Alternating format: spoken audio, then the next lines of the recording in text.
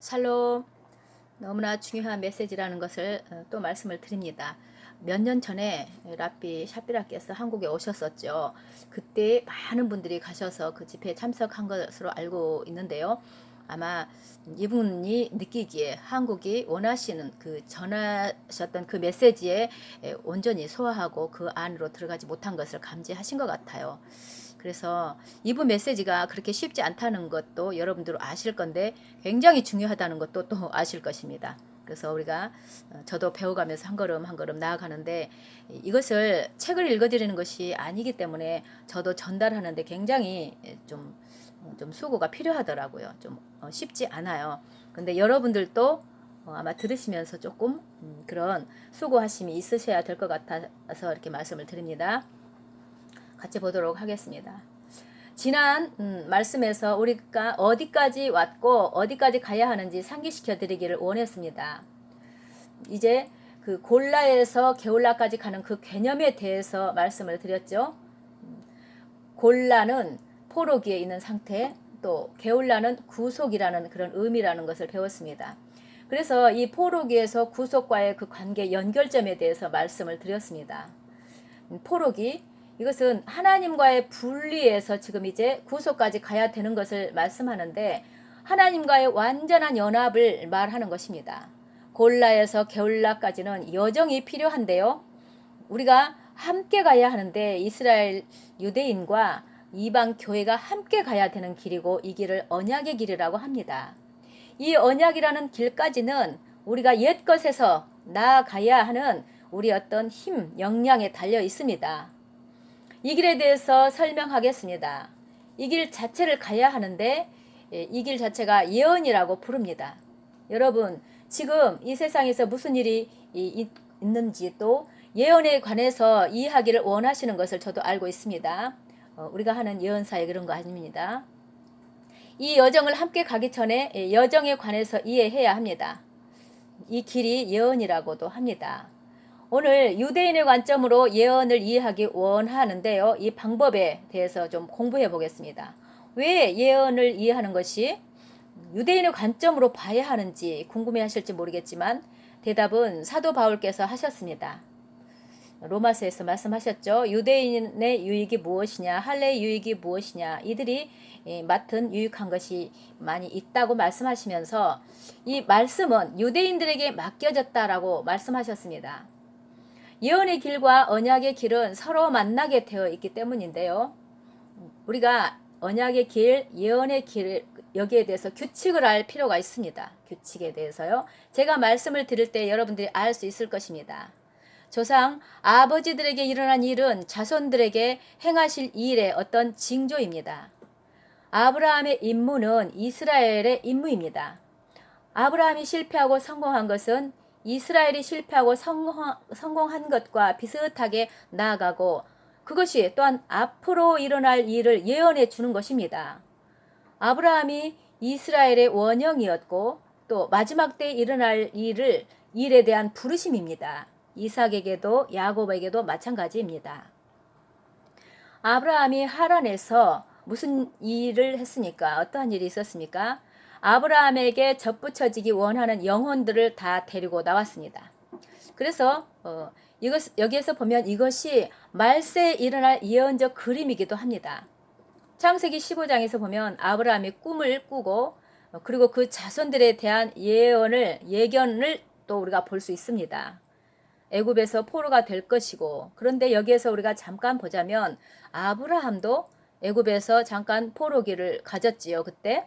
그래서 서로 아브라함과 그 아브라함 자손들이 병행하는 이런 병행되는 모습을 우리가 볼 수 있습니다. 창세기 13장 1, 2절 너는 애굽에서 많은 보물을 가지고 떠날 것이다 말했는데 아브라함도 떠날 때도 많은 보물을 가지고 떠났음을 볼 수 있습니다. 그리고 또 미래에도 그렇습니다.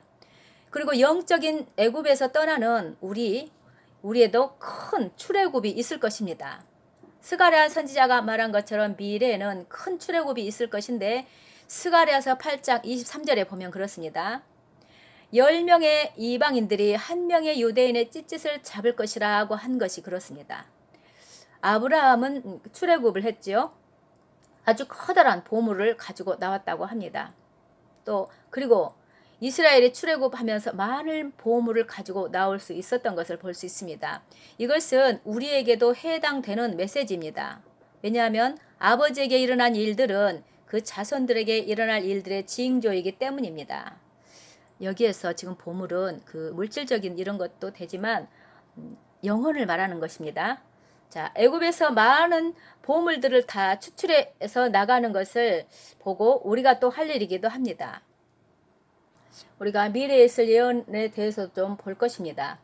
토라에서 보면은 모세를 예언자로 정의했습니다. 그런데 그 토라를 모세에 의해 기록됐다는 것을 우리가 알지요.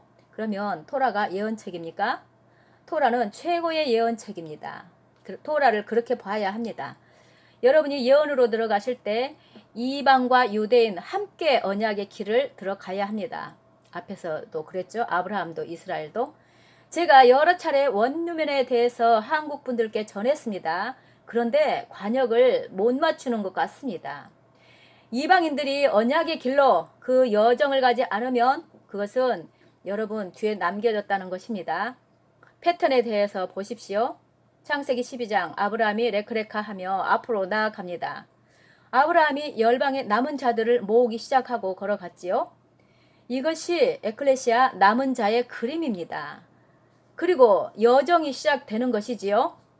이스라엘이 열방의 남은 자들을 모아서 여정을 가기로 시작한다는 것입니다. 앞에서 그랬던 것처럼. 그리고 출애굽이 시작이 되는 것입니다. 스가랴서에 10명의 이방인들이 1명의 유대인의 찌짓을 잡는다고 했는데 그리고 영적인 출애굽이 시작이 되는 것이죠. 실질적인 출애굽이 되는 것입니다. 마지막 때에. 우리 이것은 아주 실제적인 출애굽인데 여러분이 이것을 알아야 될 필요가 있습니다. 모든 경우에 특별한 패턴은 이방인과 유대인이 함께 간다는 것입니다. 유대인은 이방인들이 옛것에서 나오게 하는 책임이 있습니다. 그리고 이방의 책임은 유대인들을 따라가야 하는데 실제적으로 남은 자들만 따라갑니다. 여러분 이것에 대해서 심각하게 토론하시고 책을 읽으시면서 이 여정을 함께 시작할 수 있기를 바랍니다. 제가 여러분들께 중요한 왕국의 원리에 대해서 말씀을 드리자면은 예언서를 읽을 때 인스턴트처럼 읽으시는데 그렇지 않고 즉각적이지 않고 깊이 묵상하기를 바랍니다. 각 장을 읽을 때 이게 과정이고 나아가는 것이지 어느 날 한 번에 사건이 일어나는 것이 아닙니다. 예언은 이전에 일어난 것 위에 한 번 더 건설이 되면서 일어나는 것입니다. 예를 들면 또 400개의 예언이 성취되어야 하는데 지금 100개밖에 성취되지 않았습니다. 이것을 유대인의 관점에서 이해해야 합니다. 예언서를 읽을 때 잘못된 것으로 결론으로 가면 안 됩니다. 예언은 회개를 하도록 일으키는 것인데요. 이것이 중요한 것인데요. 예언은 시간이 있고 경고를 주는 예언이 있습니다. 여러분 재앙과 멸망에 대한 예언을 읽을 때는 그 재앙에 대해서 성취되지 않은 것을 볼 수가 있는데 요나가 그렇지요. 하나님께로 돌아와서 회개했기 때문입니다. 그래서 예레미야서에서 멸망의 예언을 성취될 필요가 없는 것입니다. 예언의 성취는 이 땅에서 여러분들이 선택이 하늘의 어떤 시그널을 보내는 것입니다. 하늘의 반응을 일으켜서 이 땅에 하늘의 반응을 내리게 하는 것입니다. 제가 요점으로 짚고 넘어가자면 이것은 아주 큰 하늘의 원리인데요. 여러분이 예언서를 이해하시면서 앞으로 나아갈 때에 탈무드에 있는 것을 좀 말씀을 드리겠습니다. 그 중에 일부를 보자면 아론의 죄를 이스라엘 공동체 죄라고 단정 지었습니다. 여호수아에서도 보면 한 사람 아간이 거룩한 것을 훔쳤는데 죄가 되는 것을 이스라엘의 죄가 되는 것을 볼 수 있습니다. 구속의 길은 모든 사람이 서로 책임이 있고 모든 사람이 서로에게 영향을 줄 수 있습니다. 그래서 결론은 우리 랍비들께서 말씀하신 것은 한 사람이 언약의 길에서 나갈 수 있다면 그가 그 언약의 길에서 좋은 쪽으로 밸런스를 맞출 수 있고 전 세계를 저울에서 좋은 쪽으로 기울일 수 있다는 것인데요. 그러나 잘 들어보십시오. 이 전체적으로 우주적으로 기울일 수 있는 영향을 줄 수 있는 것인데 이 예언이 다이나믹할 뿐만 아니라 여러분께 좀 더 나아가서 말씀드리기 원하는 것은 여러분 각자가 여정을 가고자 하고 따르는 것은 모든 사람에게 영향을 줄 수 있다는 것을 생각해 보십시오. 하나님께서 아브라함에게 레크레카 하라 하셨는데 안 했다면 어떻게 전 세계에 영향을 줄 수 있었겠습니까? 아브라함이 레크레카 했기에 모든 사람들이 아브라함과 함께 할 수 있었습니다. 이 영향은 전 세계적인 것입니다. 모세의 예를 보면 애굽으로 가라 할 때 싫다 했다면 모세의 행동으로 이 이스라엘의 전체에 영향을 줄 수 있었을까요? 예수님도 피 흘리심과 잔을 드실 때 인류에 어떤 영향을 주셨는지 우리가 봅니다. 여러분께서 영향력이 있어야 합니다. 여러분 전 세계를 바꿀 수 있는 이 영향력이 있는 여러분이 되는 것은 지금까지 말씀드린 이 길로 언약의 길로 갈 수 있는 그 영향력에 달려 있습니다. 예언은 사이클로 반복되는 것입니다. 앞에서 있었던 그와 같은 아버지의 일이 자손들의 일에 징조가 된다는 것을 우리가 배웠습니다. 서로에게 영향을 끼치는 것이 얼마나 중요한지 봤습니다. 그래서 언약을 공부하는 것보다 언약을 살아내는 것이 중요합니다. 토라의 관점으로 본 코19 메시지는 매우 명확합니다.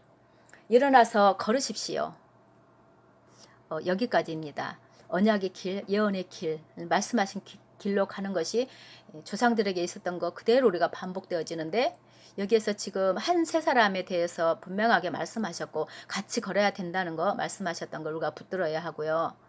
마지막에도 스가랴서 8장 23절처럼 이스라엘이 이제 주께로 돌아오면 그들을 통해서 지금 이제 많은 분들이 돌아오고 계시지만 그들을 통해서 열방의 주께로 엄청나게 달려갈 것입니다. 그와 같은 것을 똑같은 반복 패턴이 온다는 것을 말씀하시는 것이고 이제 또 그러면 이방인 우리는 어떤 역할이 있는가 하는 것은 같이 연합해서 언약의 길로 가는 것도 하지만 우리가 역할이 있다는 거 열처녀 비유에서 우리가 배웠죠. 구체적으로 그와 같은 것이 포함되는 것입니다. 정말 귀한 말씀을 주신 거 감사합니다. 우리 그렇게 같이 가기 원합니다. 샬롬.